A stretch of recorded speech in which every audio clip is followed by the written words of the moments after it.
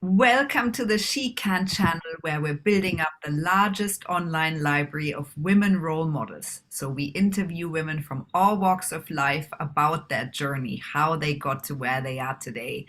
And today I'm talking to Jessica Jones, who is the CEO and founder of Stand Up to Cancer.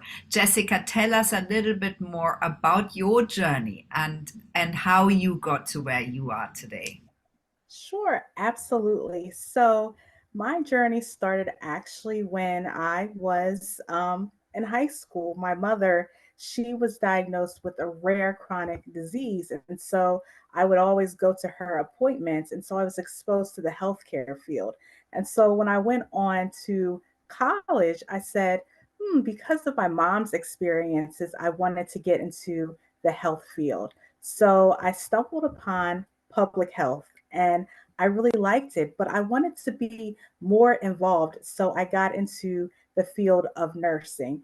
And I absolutely loved it because when I came into contact with patients, I didn't see them as just, another person. They were more like extended family members because I had seen the type of care that was given to my mom. And I knew that if I encountered anyone, I would want to provide the same care that I would give to a family member. So I stumbled into nursing and I absolutely loved it. But for me, I'm an inquisitive person. I've always got questions. And so I was like, well, what else in nursing is there besides, working in a clinic? What else is out there? So I found out that you could be a research nurse. And so one of my first research jobs was at Johns Hopkins, helping older adults age safely in their home. And can I tell you, I absolutely loved just connecting with them and building those relationships. Like that is where I got my passion, was really connecting and finding out about who these people were that I was coming into contact with. So I loved it. And so I said, well, I think research is my passion. So then I moved to Philadelphia and I got introduced into oncology research nursing. And that is where I found my passion of becoming a breast cancer research nurse. Now, the women and men that I encountered on their journey with their diagnosis of breast cancer, it was just so inspiring to me because they were not only, you know, it wasn't just about their breast cancer diagnosis. They were partners, they were fathers, they were mothers, they were daughters, they were friends, they were working professionals, and I saw how resilient these individuals were. And I was like, oh my goodness, like this journey that they're on, and inspires me. And then in addition to that, I saw how research had the power to improve someone's quality of life. And once I saw that, I was like, oh my goodness, like this is my niche. This is where I need to be at. But when I am working in the field, I saw that there was a lack of diversity. And so I said, what could be done about that? And so I got tired of just seeing, non representation from other groups. So I decided to start Stand Up to Breast Cancer.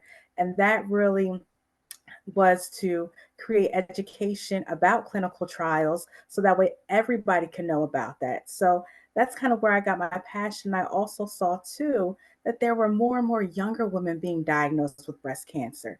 And I said, what's going on here? So I said, we've got to provide information about breast cancer, but also breast health, because a lot of people tend to think that it impacts, you know, older people, but it impacts people in their 20s and in their 30s. So that is kind of where I got my start into Stand Up to Breast Cancer. And I love it. And I'm so thankful for your level of service and to bring more diversity into this conversation. Um, Jessica, I'm wondering what is your main motivator going forwards now that you have been, running this for a while? Mhm. So, honestly, my main motivation is every time I go into the community and I see people coming up to me saying, what's research? What's going on? How can I join a clinical trial? That right there motivates me. Their hunger for knowledge, because a lot of people, when they go into their appointments, they're not being asked, do you want to participate in a research study? So a lot of people don't know about it. So when I go into different communities or health fairs and I see that people are inquisitive and they want more knowledge, that drives my passion to do it because I'm like, there is such an incredible need because there's a lot of misconceptions about research due to, sometimes the not so pretty parts of research. And it's my goal that when I in these communities that I tell them the truth. I let them know that they're not just a number, that they're an individual, and that we do our best as researchers to really try to make sure we are doing everything safe and in their best interest. And so when I do that, oh, it just fills my heart. And I'm just like, this is what you're meant to do. Because people gravitate, they want to be seen and they want to be heard. And in my conversations, I don't try to force anything on them. I allow them to express their concerns, allow them to be seen and heard, and meet them where they're at. And I think that's one of the most important things. So that is one of my biggest motivations is the people in the community and educating them. Jessica, so tell us a little bit more in detail what Stand Up to Breast Cancer really does on a day-to-day basis and what you provide in terms of services. Yeah, so Stand Up to Breast Cancer, it is a nonprofit organization.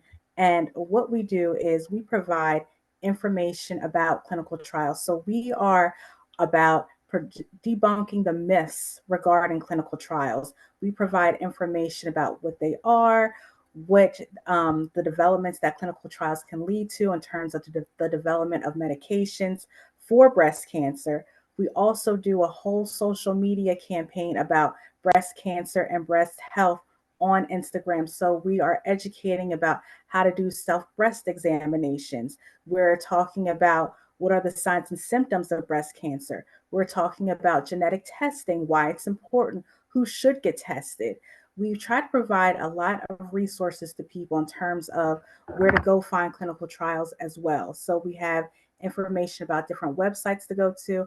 I am a breast cancer research nurse, so I offer my services too to help people get into clinical trials and navigate them to where they can find something that is, fits them. So it's really kind of resources and services for clinical trials and also for breast cancer health and also for breast cancer because we really try to get dialogue started around those topics because if people aren't talking about it, then people don't know about it. So our target audience really is everyone because we believe in diversity, but we tend to target also women in their 20s, 30s, and 40s. And we also try to target our brown and black communities as well. But everybody, diversity is kind of like our thing at Stand to Breast Cancer. We want to allow everybody to have that information. Yeah, and that's amazing, Jessica. And thank you for that service. And I think it's such complex information that many people shy away. So you're really building bridges and debunk that information to make it accessible for more people. So that's amazing. What would you say are your top qualities, Jessica, and what makes you so good at what you do? I think for me is I'm really passionate about what I do. I don't think about what I do as a job. I just think it's something that I love. And so I feel like because of that, I have an authenticity, and people can sometimes feel that when they're around me because I am genuinely concerned about people's well being. So, I would say I'm empathetic too because sometimes people don't even have to say anything.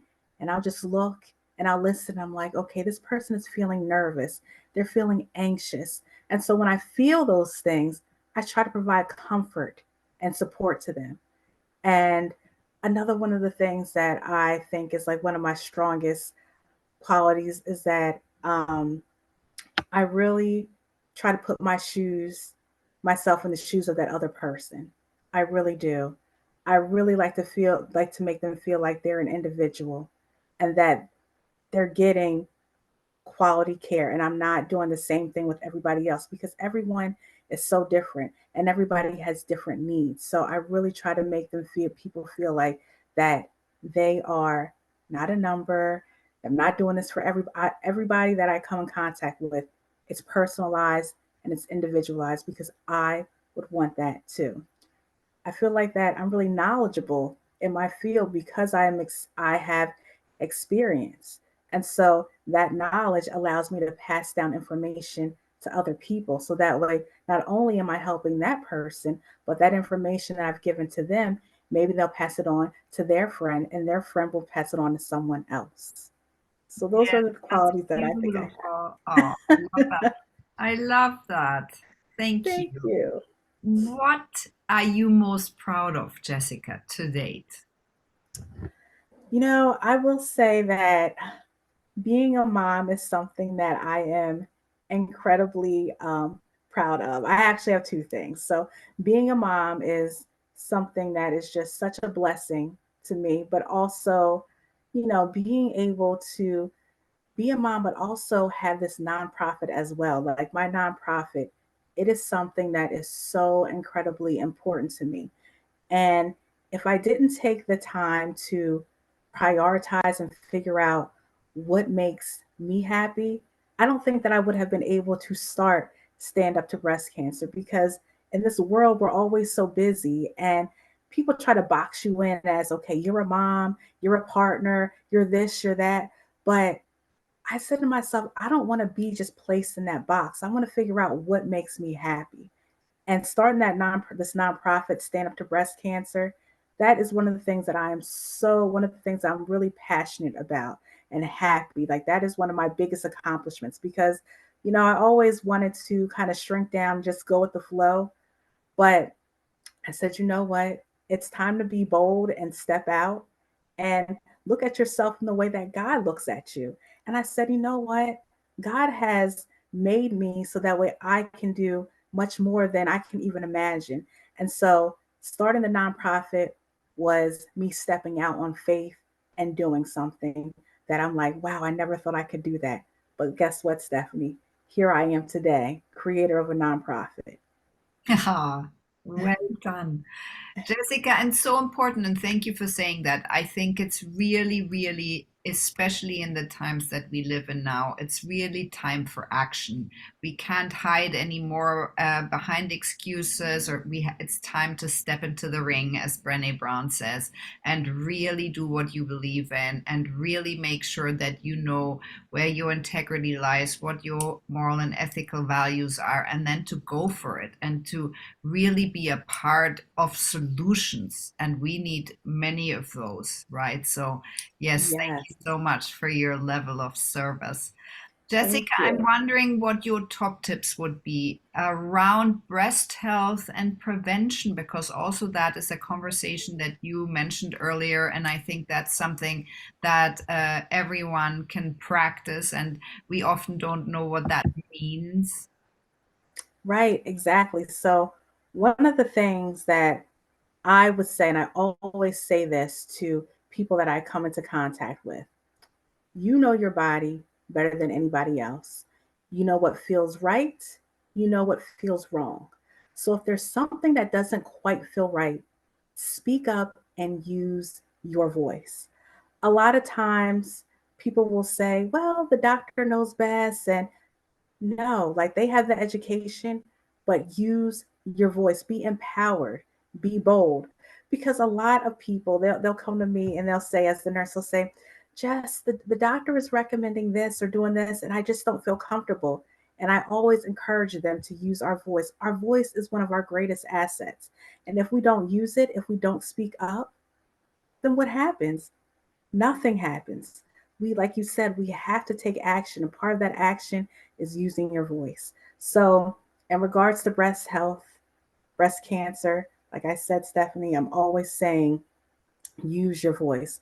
I always say, too, that yes, as healthcare providers, we can provide you with answers, but also you might want to do some of the research. And when I say research, I'm talking about what other options that you have in terms of treatments, FYI, clinical trials, because some of these things the doctors are not going to be asking you. So you have to almost be your own advocate and advocate for yourself and also kind of educate yourself as well. So that way you are in the know about what's going on. So that is what I would really tell people: use your voice, advocate for yourself, and also research about what options that you have out there. And lastly, I also say that you're never too young for breast cancer. Breast cancer does not discriminate based on age, race, or gender. So you are never too young. It can happen at any time. So please just be aware of the symptoms. And that's what I try to educate on, the symptoms, knowing what feels right, knowing what doesn't feel right in your body. Those are the most important things. Thank you for that, Jessica. So, what are your plans, your goals, your dreams?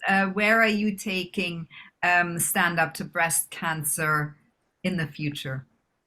So, wow, Stephanie, if I could do it all, I still work full time as a breast cancer research. So, my ultimate goal is to have Stand Up to Breast Cancer be my full time job. And what I want to do is, I really want to provide breast cancer research navigation services to people who are interested in clinical trials, because it is so hard to find a clinical trial sometimes, especially if you are not involved in the field. You'll get the runaround. But I would like to provide the support to provide navigation services to those who are interested. So if it's connecting them with a research coordinator, connecting them with a doctor who can get them into a research trial, that is what I would ultimately love to do.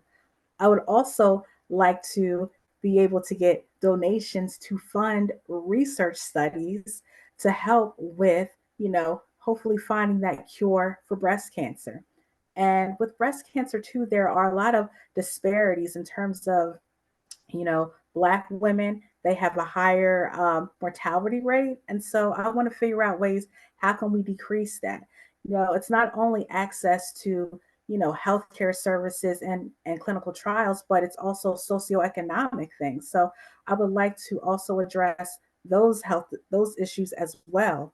Um, it's not going to happen in a year. It's not may not happen in 5 years, but I hope that my continued passion and the information that I put out there, it'll help provide me with resources so that way I can help others, because I would also like to provide um, financial assistance to those, because Stephanie, paying for treatment, it costs tens of thousands of dollars, and a lot of people, they don't have that money. So if I could also provide financial assistance to individuals, that is what I would like to do, who are going through active treatment with breast cancer. So those are my ultimate goals. It's a lot, but you know what? I have faith and I believe that one day it's all going to happen.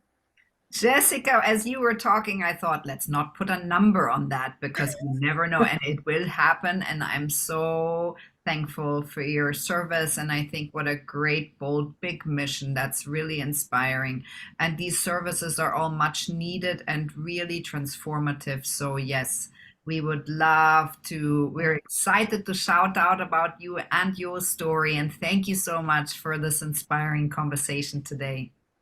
Stephanie, thank you so much for what you are doing. It's so needed, because I'm telling you, somebody told me when I was in nursing school, you shouldn't be a nurse. And if I had listened to that person, I wouldn't be here today. So I thank you for doing what you're doing, so people can see people's journeys to where they got, so they can be inspired and they can say, you know what?